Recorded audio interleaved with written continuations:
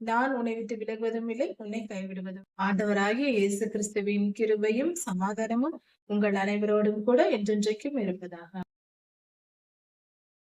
மாற்றம் தலைகீழாக வருகிறது. மாற்றத்தை ஏற்படுத்துகிறவர் நம்முடைய ராஜாதி ராஜாவாகிய இயேசு கிறிஸ்து. அவரே மாற்றங்களை ஏற்படுத்துகிறார். கர்த்தருடைய கோபம் வரும்போது இஸ்ரவேலர்கள் துன்பப்படுவார்கள். மனம் திரும்பி அவர்கள் ரட்சிப்பை விரும்பும் பொழுது கர்த்தர் அவர்களை மீட்டுக் கொண்டு அவர்களை ஆசீர்வதிப்பார். இது வழக்கமான காரியம். எப்பொழுதும் இஸ்ரவேலர்களுடைய வாழ்க்கை வரலாற்றில் நடக்கிற காரியம். நாமும் அப்படிதான். நாம் மனம் திரும்பி கர்த்தரை தேடும் பொழுது அவர் நமக்கு அருகில் இருந்து நம்மை தேடி நம்மை ஆசீர்வதிக்க கிருபையாய் நம்மோடு வருகிறார். நம்மிடம் வருவார், நமக்கு ஆசீர்வாதத்தை தருவார். ஏசாயா 13ஆம் அதிகாரம் 15ஆம் வசனம் முதல் 22ஆம் வசனம் வரை. இந்த வேத பகுதியில் கடைசி காலத்தில் கர்த்தர் துன்மார்க்கரை அழிப்பார். அப்படி அழிக்கும் பொழுது என்ன காரியங்கள் நடக்கும், எப்படியெல்லாம் அழிப்பார், யாரை அழிப்பார், துன்மார்க்கர் என்றால் யார் என்பதை குறித்து தியானித்தோம். இப்பொழுது என்னென்ன பாதிப்புகள் அப்படி கர்த்தருடைய நியாயத்திற்கு வரும் பொழுது நடக்கும் என்பதை குறித்து இந்த வேத பகுதியில் கொடுக்கப்பட்டிருக்கிறது. அதாவது நியாயத்திற்கு வருகிறது, அழிக்கப்படுவார்கள். ஆனால் அது எப்படி அழிக்கப்படுவார்கள், எப்படிப்பட்ட பாதிப்புகள் பூமியின் மேல் வரும், பாபிலோன் தேசத்தின் மேல் வரும் என்பதை குறித்து இங்கு சொல்லப்பட்டிருக்கிறது. ஆண்டவராகிய இயேசு கிறிஸ்து உயிர் தெழுந்த பின்பு இஸ்ரவேல் தேசத்தில் மிகப்பெரிய தீங்கு நடந்தது. அது கிபி 70 வருடங்களில் நடந்தது. அந்த சமயத்தில் மிகப்பெரிய துயர சம்பவங்கள், மிகப்பெரிய துன்பங்கள் இஸ்ரவேலருக்கு இழைக்கப்பட்டது. மிகப்பெரிய பாதிப்பை ஏற்படுத்தப்பட்டது. இஸ்ரவேலர்கள் உலகெங்கும் சிதறடிக்கப்பட்டார்கள். இஸ்ரவேல் தேசம் என்பது ஒன்று இல்லாமல் போகும் அளவுக்கு ஒன்றும் இல்லாமல், அதாவது உருக்குலைந்து போயிற்று. தேசமே இல்லாமல் போயிற்று.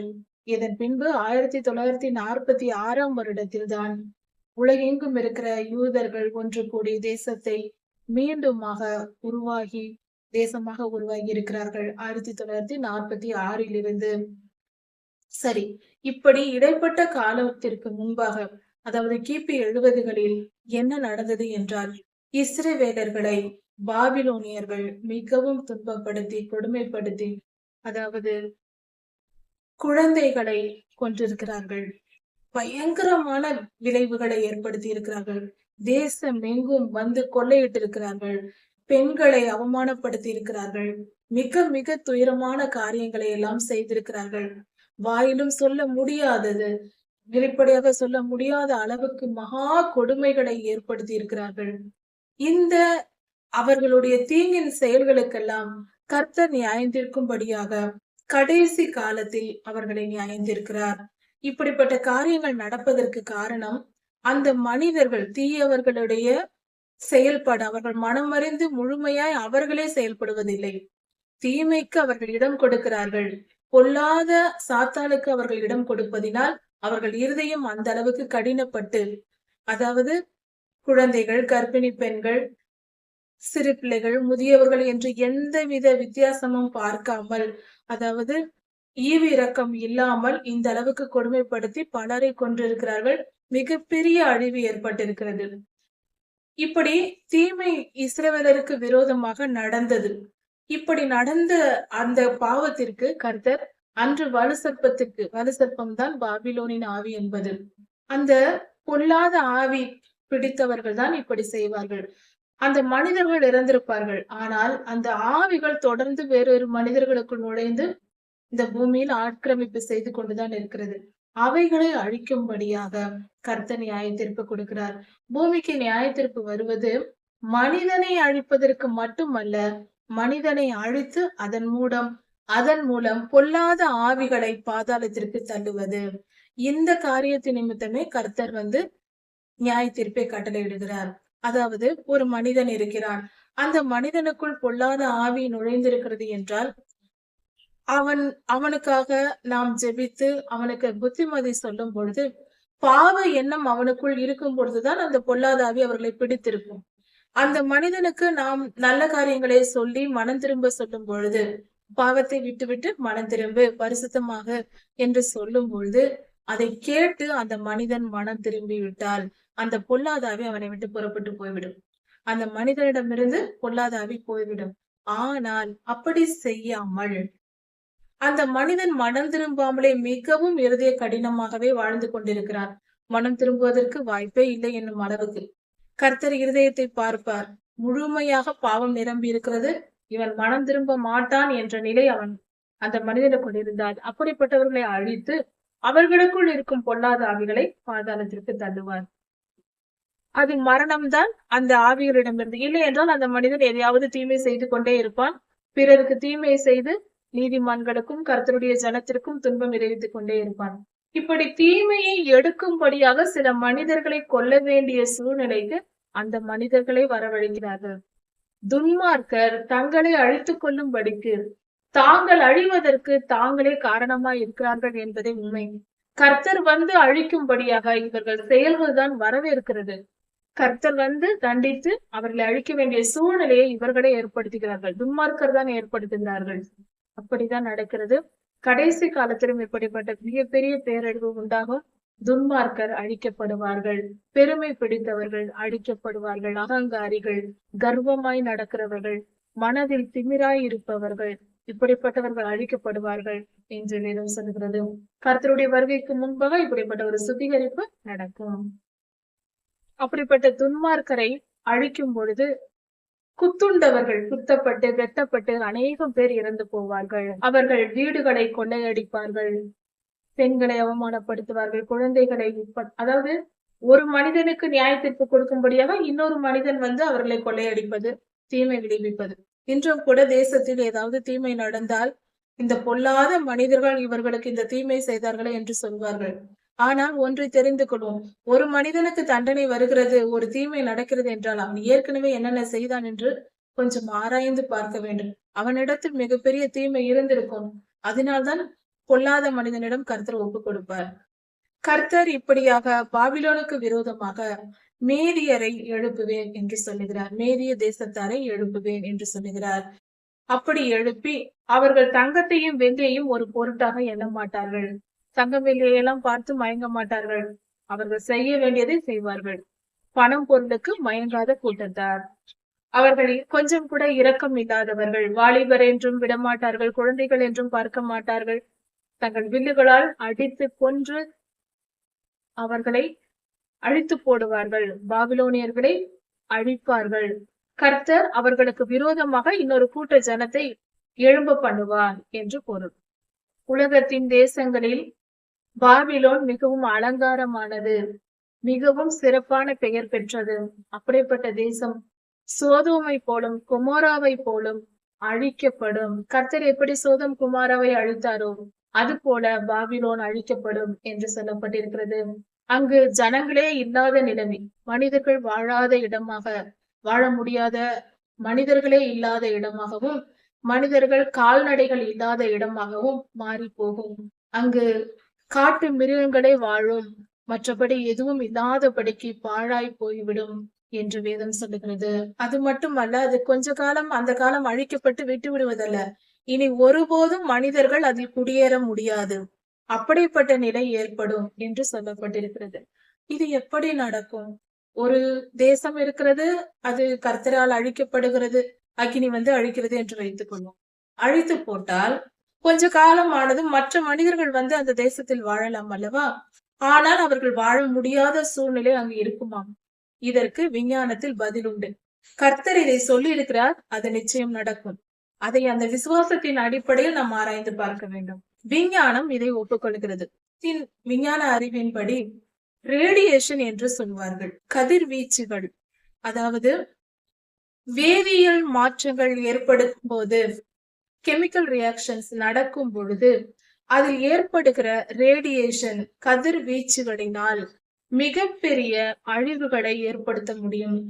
அழிவுகளை ஏற்படுத்தும் கதிர்வீச்சுகள் உண்டு உலகத்தில். உதாரணத்திற்கு அணு உலை இருக்கிறது என்றால், அணுகுண்டை வைத்து மின்சாரம் தயாரிக்கும் அணு உலை இருக்கிறது.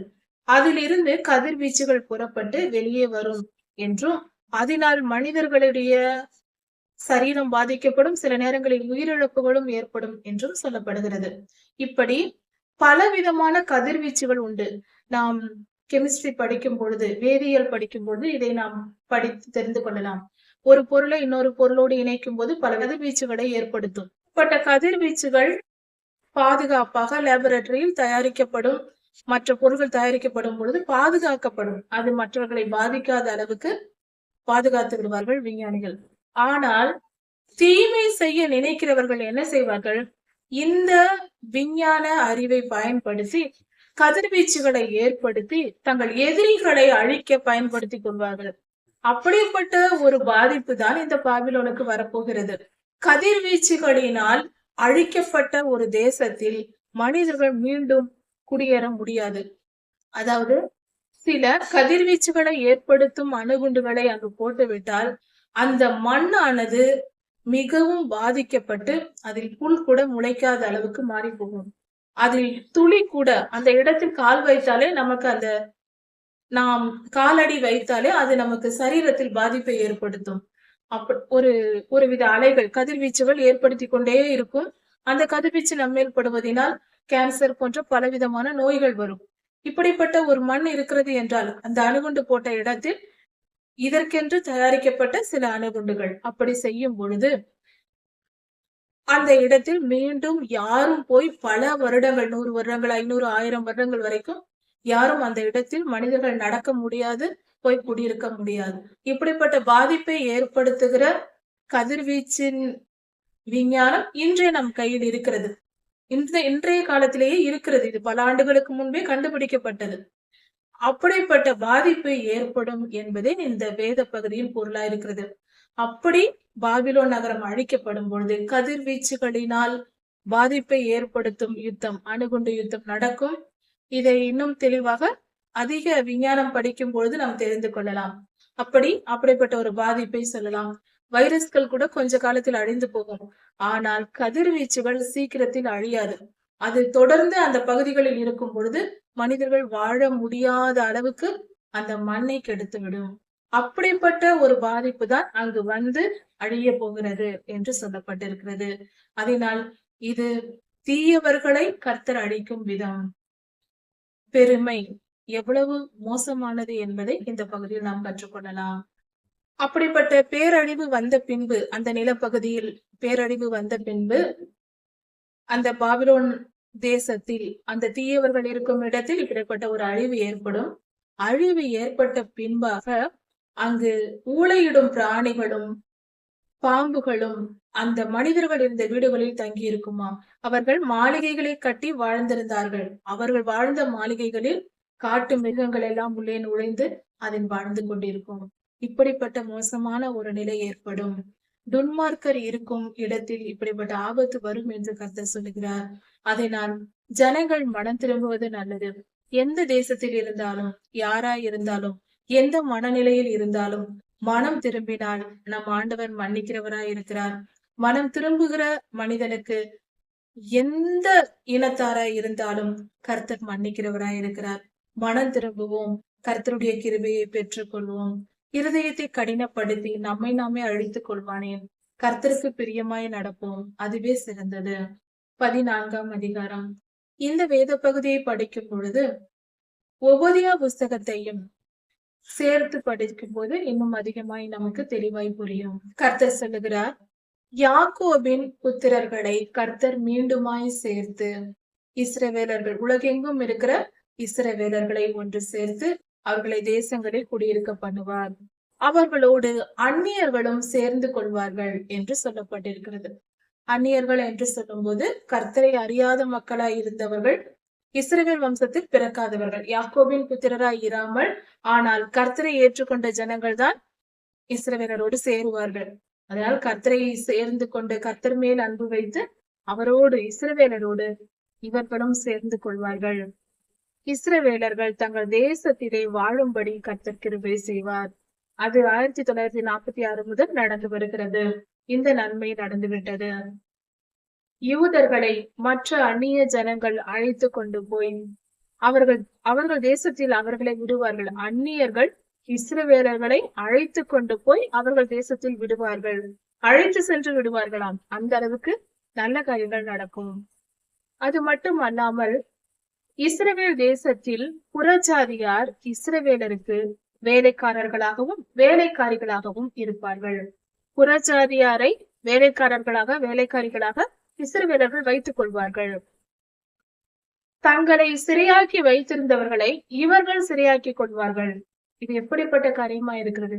பல ஆண்டுகளாக 100, 1000 வருடங்களாக இஸ்ரவேலர்களை அடிமைப்படுத்தி வந்த ஜனங்களை, அந்த ஜனங்களை இஸ்ரவேலர் அடிமைப்படுத்துவார்கள், சிறையாக்கி கொள்வார்கள் என்று சொல்லப்பட்டிருக்கிறது. மாற்றம் தலைகீழாக வருகிறது. மாற்றத்தை ஏற்படுத்துகிறவர் நம்முடைய ராஜாதி ராஜாவாகிய இயேசு கிறிஸ்து. அவரே மாற்றங்களை ஏற்படுத்துகிறார். கர்த்தருடைய கோபம் வரும்போது இஸ்ரவேலர்கள் துன்பப்படுவார்கள். மனம் திரும்பி அவர்கள் ரட்சிப்பை விரும்பும் பொழுது கர்த்தர் அவர்களை மீட்டுக் கொண்டு அவர்களை ஆசீர்வதிப்பார். இது வழக்கமான காரியம். எப்பொழுதும் இஸ்ரவேலர்களுடைய வாழ்க்கை வரலாற்றில் நடக்கிற காரியம். நாமும் அப்படிதான். நாம் மனம் திரும்பி கர்த்தரை தேடும் பொழுது அவர் நமக்கு அருகில் இருந்து நம்மை தேடி நம்மை ஆசீர்வதிக்க கிருபையாய் நம்மோடு வருகிறார். நம்மிடம் வருவார், நமக்கு ஆசீர்வாதத்தை தருவார். நாம் பெருமையோடு அகந்தையோடு கர்த்தருக்கு பிரியம் இல்லாமல் கர்த்தரை கோபமூட்டுகிற செயலை செய்தால் கர்த்தருடைய நியாய தீர்ப்பை பெற்று தீயவர்களாய் துன்மார்க்கராய் நாம் வாழ்ந்து விடுவோம். அதனால் எப்பொழுதும் கர்த்தரின் அன்புக்கு பாத்திரமானவர்களாய் வாழ முயற்சி செய்வோம். கர்த்தர் சொல்லுகிறார் இஸ்ரவேலரை நோக்கி, உன் துக்கத்தையும் உன் துயரத்தையும் கர்த்தர் நீக்குவார். உன் தத்தளிப்பையும் நீக்கி நீ அடிமையாக்கப்பட்டிருந்த கொடுமையான அந்த அடிமைத்தனத்திலிருந்தும் விடுதலையாக்கி இளைப்பார பண்ணுவார். அப்படி கர்த்தர் இளைப்பார பண்ணும் பொழுது இஸ்ரவேலரை கர்த்தர் இளைப்பார பண்ணுவார். அப்படி இளைப்பார பண்ணும் பொழுது நீ பாபிலோன் ராஜாவின் மேல் சொல்வதாவது, ஒடுக்கினவன் ஒழிந்து போனானே, பொன் நகரி ஒழிந்து போனாரே என்று சொல்லுவாய் என்று கர்த்தர் சொல்லுகிறார். இந்த வசனத்தில் இருந்து இது அப்படியே இந்த பூமியை விட்டு பரலோகத்தை நோக்கி நாம் பார்க்க வேண்டிய நேரமா இருக்கிறது. இந்த வசனம் முதல் பரலோக ரகசியங்கள் என்று சொல்லப்பட தொடங்கி இருக்கிறது. அதாவது இந்த வசனத்தில் குறிப்பிடப்பட்டிருக்கிற வார்த்தை பொன்னகரி ஒழிந்து போனாலே என்றும் ஒடுக்கினவன் என்றும் சொல்லப்பட்டிருப்பது பொல்லாத லூசிபரை சொல்லுகிறது. அதாவது இந்த உலகத்திற்கு ஆதியிலே ஆதாம் ஏவாள் அவர்கள் இருவரும் பாவம் செய்து பொல்லாத வலு சிற்பம் பூமியை ஆளும்படி செய்தார்கள். அதாவது இந்த பூமி முழுமைக்கும் ராஜாவாக ராணியாக இருந்தது ஆதாமும் ஏவாளும். அவர்களை தான் கர்த்தர் வைத்திருந்தார். ஆனால் அவர்கள் தங்கள் சுதந்திரத்தை இழந்து போனார்கள் பாவம் செய்து. யாரிடம்? வலு சிற்பத்திடம். வலு சிற்பத்திற்குள் இருந்து அவர்களை கெடுத்தது சாத்தான். சாத்தான் சொல்லை கேட்டு அவன் பேச்சை கேட்டு கர்த்தர் சொன்ன வார்த்தையை மீறியதினால் சாத்தானின் பேச்சை கேட்டதுதான் அவர்கள் செய்த பாவம். பழம் சாப்பிட்டதல்ல, சாத்தானின் பேச்சை கேட்டது பாவமாயிற்று. கர்த்தர் பேச்சை கேட்காமல் அவன் பேச்சை கேட்டதினால் அவனுக்கு மனிதர்கள் அடிமையாகிவிட்டோம். இந்த பூமி முழுவதும், நம்முடைய அரசாட்சியில் இருந்த இந்த பூமியும் மனித இனமும் சாத்தானுக்கு அடிமையாகிவிட்டோம்.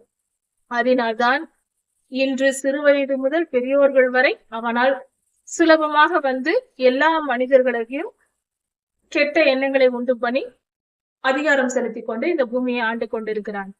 இப்படி இருக்க ஆண்டவராகிய இயேசு கிறிஸ்து பிறந்து வலு சர்ப்பத்தின் பற்களை உடைத்து போட்டார். அவனுடைய அதிகாரம் பறிக்கப்பட்டு போயிற்று. எப்படி அது என்றால், ஆண்டவராகிய இயேசு கிறிஸ்துவை விசுவாசிக்கிற நமக்கு அவனை வெல்லும் அதிகாரம் கொடுக்கப்பட்டாயிற்று. ஆண்டவராகிய இயேசு கிறிஸ்துவின் நாமத்தினால் அவருடைய பிள்ளைகளாக நாம் இருக்கும் பொழுது சாத்தானை வெற்றி பெற முடியும். இல்லாவிட்டால் முடியாது. ஆண்டவராகிய இயேசு கிறிஸ்து இல்லாமல் நம்மால் ஒன்றும் செய்ய முடியாது. ஆண்டவராகிய இயேசு கிறிஸ்துவின் நாமம், அவருடைய ரத்தம், அவருடைய வசனம், இந்த மூன்றும் யுத்த ஆயுதங்கள். கர்த்தர் நமக்கு, தம்மை நம்புகிறவர்களுக்கு அவர் இந்த 3 யுத்த ஆயுதங்களையும் கொடுக்கிறார். அதை வைத்து நம்மால் சாத்தானை அழித்து விட முடியும். இப்படி இருக்க ஆதியிலே பாவம் இப்படி வந்து அவனுக்கு நாம் இழந்து போனோம். மீண்டும் ஆண்டவராய் இயேசு கிறிஸ்துவின் ரத்தத்தினாலும் நாமத்தினாலும் வசனத்தினாலும் அவனை மேற்கொண்டு ஆதாம் ஏவாள் ஆதியில் இருந்த நிலை, பாவத்திற்கு முன்பு இருந்த நிலையை நாம் அடைகிறோம். கர்த்தரை விசுவாசிக்கிறவர்கள் அவர்களுக்கு மட்டும்தான், எல்லா மனிதர்களுக்கும் அல்ல. அப்படி அந்த நிலைக்கு நாம் வரும் பொழுது ஒரு காரியம் நடக்கிறது. இப்பொழுது இது அப்படியே தொடர்ந்து வந்து கொண்டே இருக்கிறது 2000 வருடங்களாக. இப்பொழுது அவனுடைய காலம் நிறைவேறிற்று. 6000 வருடம் அவனுடைய சோதனை காலம் முடிந்தது. மனிதன் மேல் அவன் வைத்திருந்த அதிகாரம் முடிய போகிறது. இதன் முடிவில் என்ன நடக்கும் என்றால், கர்த்தர் அவனை அழித்து போடுவார். அவனுக்கு முடிவு கட்ட கர்த்தர் வருகிறார். இப்பொழுது உலகம் ஒரு நல்ல விளைச்சலை தந்த வயல் நிலம் போல ஒரு பரிசுத்தவான்களின் கூட்டம் எழும்பிவிட்டது. கர்த்தர் எதிர்பார்த்திருந்த, ஒரு விவசாயி எதிர்பார்த்திருந்த தானியங்கள் விளைந்து விட்டது.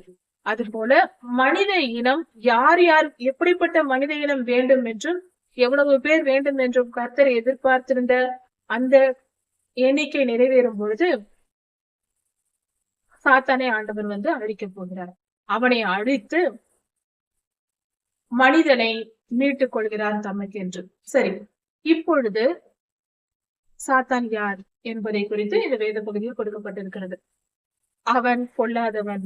அதாவது ஆதியிலே மனிதர்கள் படைக்கப்படும் முன்பாக வேதத்தில் கொடுக்கப்பட்டிருக்கிற வசனங்களின் அடிப்படையில், இந்த கதையெல்லாம் வேதத்தின் வசனங்களின் அடிப்படையில் சொல்லப்பட்டிருக்கிறது.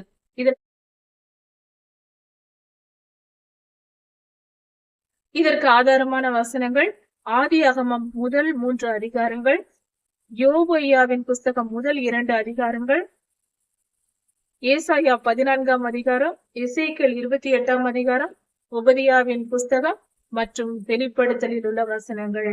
இப்படி அதுவும் வெளிப்படுத்தலில் கடைசி 19, 20 அதிகாரங்கள் மற்றும் வெளிப்படுத்தல் புஸ்தகம் முழுவதும், இன்னும் பல இடங்களில் ராஜாக்களின் புஸ்தகங்களிலும் எசேக்கியேல் 8ஆம் அதிகாரத்திலும் இப்படி பல இடங்களில் ஆதாரங்கள் இருக்கிறது. பரலோகத்தில் மனிதர்கள், கர்த்தர், தேவதூதர்கள், மனிதர்கள், சாத்தான், இப்படி எல்லாரும் இருக்கும் அந்த கூட்டம், அங்கு நடக்கிற நிகழ்வுகள், இப்படிப்பட்ட காட்சிகள் எல்லாம் கொடுக்கப்பட்டிருக்கிறது. அதன் அடிப்படையில் கர்த்தர் சொல்லியிருக்கிற வசனத்தை தியானித்து சொல்லப்படுகிற சரித்திரம் இது. அதாவது சுருக்கமாக இந்த செய்தியில் பார்ப்போம். அடுத்த செய்தியில் விவரமாக கவனிக்கலாம். அதாவது ஆதியிலே மனித பிறப்புக்கு முன்பாக பரலோகம் இருந்தது, கர்த்தர் இருந்தார், அநேக தேவதூதர்களின் கூட்டம், மிகப்பெரிய பரலோகம், விதவிதமான தேவதூதர்கள் கூட்டம் இருந்தது. இந்த எல்லா தேவதூதர்கள் கூட்டத்திற்கும் தலைவனாக ஒரு கூட்டம் இருந்தது, தலைமைத்துவம் இருக்கிற ஒரு கூட்டம் இருந்தது. அந்த கூட்டத்தின் தலைவன் பெயர் கேரு. கேரு எனும் தேவதூதர் கூட்டம் இருந்தது. அந்த கூட்டத்திற்கே பெயர் கேரு, அந்த தலைவனுக்கு பெயர் லூசிபன். இப்படி ஒரு கூட்டம் இருக்கும் பொழுது அந்த கேருவை கர்த்தர் மிகப்பெரிய தாளந்துகள், வல்லமையை கொடுத்து வைத்திருந்தார். பரலோகத்தில் இருக்கிற எல்லா தேவதூதர்களை விட பெரிய மனிதனாகவும், பெரிய தேவதூதனாகவும், அதிக வல்லமையுடையவராகவும், தம்மை விட கொஞ்சம் தான் குறைவு மற்ற பெரிய வல்லமைகளை கொடுத்தும் அந்த தேவதூதர் கூட்டத்தை உருவாக்கி இருந்தார். அப்படி கர்த்தரை விட கொஞ்சம் தான் குறைவு, அதிக வல்லமை பெற்ற தேவதூதர் கூட்டம், கர்த்தரின் ரகசியங்களை, பல ரகசியங்களை அறிந்த தேவதூதர் கூட்டம். அந்த தலைவன் பெயர் லூசிபர். இந்த லூசிபர் என்ன செய்தான் என்றால், அவன் தன் இருதயத்தில் மேன்மை பாராட்டினான். பெருமை அவனுக்குள் வந்தது. நான் கர்த்தருக்கு சமமாக என் சிங்காசனத்தை உயர்த்துவேன், அவருக்கும் எனக்கும் என்ன பெரிய வித்தியாசம் ஒன்றும் இல்லை, கொஞ்சம் தானே வித்தியாசம், என்னால் இவ்வளவு காரியங்கள் செய்ய முடிகிறதே, நானும் அவருக்கு சமமாவேன் என்று, கொஞ்சம் குறைவாய் இருந்தவன் சமமாவேன் என்று நினைத்தான். சிருஷ்டித்தவருக்கு சமமாய் ஒரு சிருஷ்டிப்பு நினைப்பது பாவம், மகா பெரிய தவறு. அப்படி அவருக்கு விரோதமாய் இவன் இருதயத்தில் பெருமை பாராட்டினான் லூசிபர், அவனும் அவன் சேர்ந்த ஒரு கூட்டமும். இப்படி அவன் இருதயத்தில் பெருமை வந்ததை கர்த்தர் அறிந்து அவனை சபித்து போட்டார். தேவதூதனாக இல்லாமல் அந்த ஸ்தானத்தை விட்டு கீழே தள்ளி அவனை சாத்தானாக்கி போட்டார்.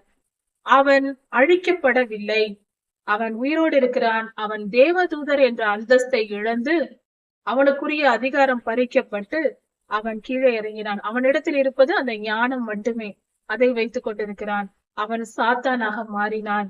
அவனுக்கு அழிவு காலம் என்று கர்த்தர் நியமித்து வைத்திருக்கிறார். இத்தனை வருட காலம் ஆண்டாண்டு காலமாக கர்த்தரை சேவித்ததினால் அந்த சேவித்த காலத்திற்கு தக்கதாக அவனை கொஞ்ச காலம் உயிரோடு வைத்திருக்கிறார். அவன் நீதியை நிறைவேற்றும்படியாக அவன் இத்தனை காலம் கர்த்தருக்கு சேவித்து வந்த சேவையை நினைத்து அவனுக்கு நீதி செலுத்தும்படியாக உடனே அழிக்காமல் அவனை கொஞ்ச காலம் விட்டு வைத்திருக்கிறார். அவன் அந்த காலம் நிறைவேறும் வரைக்கும் அவன் இருப்பான். அதன் பின்பு அவனை அக்னி கடலிலே போட்டு அழிப்பார். இப்படிதான் சாத்தான் உருவானான். சாத்தான் என்பது இப்படி உருவானது. இந்த சாத்தான் என்ன செய்கிறான்? கர்த்தர் தாம் விலக்கி விட்ட அந்த மனித பரலோகத்தில் அந்த ஸ்தானத்தில் லூசிபர் இருந்த ஸ்தானம் வெறுமையாக்கப்பட்டது. அதாவது ஒரு அரசாங்க அலுவலகத்தில் மேனேஜர் வேலையை விட்டு போய்விட்டால் அந்த இடம் காலியாக இருக்கும், வேறு ஒருவரை மேனேஜர் ஆக்குவார்கள். அதே போல பரலோகத்தில் அந்த ஸ்தானத்தில் வைப்பதற்கு கர்த்தர் புதிய சிருஷ்டிப்பை உருவாக்கினார். அவர்கள்தான் நாம் மனிதர்கள். அப்படி நம்மை உருவாக்கி கர்த்தர் தம் அன்பை நமக்கு வெளிப்படுத்த நினைத்தார். தேவ தூதர்களை விட தேவதூதர்கள் கூட்டம் என்பவர்கள் வேலைக்காரர்கள். சாத்தானும் வேலைக்காரனாக படைக்கப்பட்டவன் தான். ஆனால் மனிதர்களை கர்த்தர் தம்முடைய பிள்ளைகளாக படைத்திருக்கிறார். படைத்து அவர்களுக்கு பிள்ளைகள் என்ற அந்தஸ்தை கொடுக்கிறார். நம்முடைய வல்லமை எல்லாம் குறைவுதான், ஆனால் அந்தஸ்து மிக உயர்ந்தது. கர்த்தர் நம்மை பிள்ளைகளாக நினைக்கிறார். அவர் சாயலில் படைத்திருக்கிறார். அவருடைய பக்கத்தில் அவருடைய சிங்காசனத்தில் நாம் உட்கார போகிறோம். அப்படிப்பட்ட ஒரு ஸ்தானத்தை வைத்து நம்மை உருவாக்கினார். அவர்கள்தான் ஆதாமும் ஏவாளும்.